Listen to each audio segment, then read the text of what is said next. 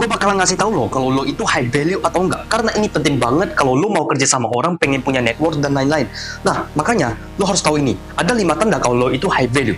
Yang pertama, lo itu bisa sendiri tanpa harus kesepian. Ini jadi penting banget karena kalau lo gak bisa kayak gitu ya, gimana caranya lo bisa growing gitu loh. Nah, yang kedua, lo bisa bilang tidak ke yang lain. Lo gak mesti kayak bilang iya ke orang lain. Gak harus, karena itu cuma bikin lo nge-stuck.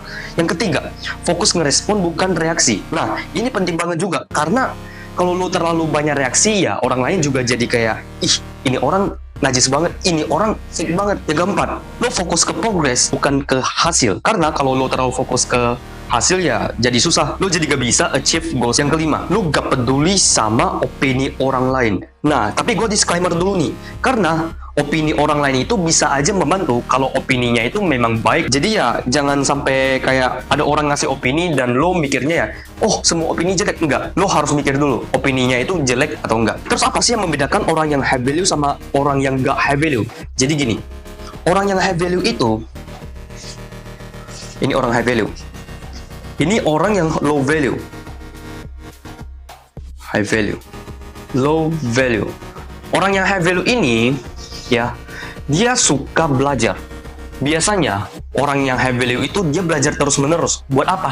Ningkatin wawasannya, ningkatin skillsnya, dan lain-lain. Itu banyak banget. Sedangkan orang yang low value itu, dia terlalu banyak distraksi.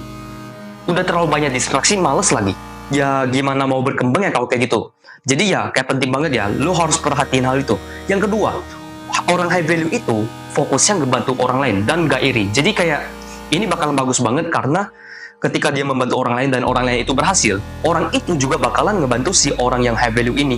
Sedangkan orang yang low value ini, jadinya ya dia kayak crab mentality gitu loh. Nah, crab mentality itu kayak dia menarik orang lain itu turun. Jadi dia nggak seneng kalau orang lain itu berhasil gitu. Nah, jadi itu penting banget. Yang ketiga, comfort zone. Jadi orang yang high value itu, dia gak peduli sama comfort zone-nya dia. Dia gak peduli. Yang dia peduli itu adalah gimana caranya dia bisa berkembang. Karena berkembang itu terlalu banyak uncomfortable zone. Sedangkan orang yang low value ya, fokusnya uncomfortable zone, akhirnya jadi gak bisa berkembang. Dan itulah kenapa orang yang high value itu dia bisa jadi pinter banget. Karena dia fokusnya ke sini.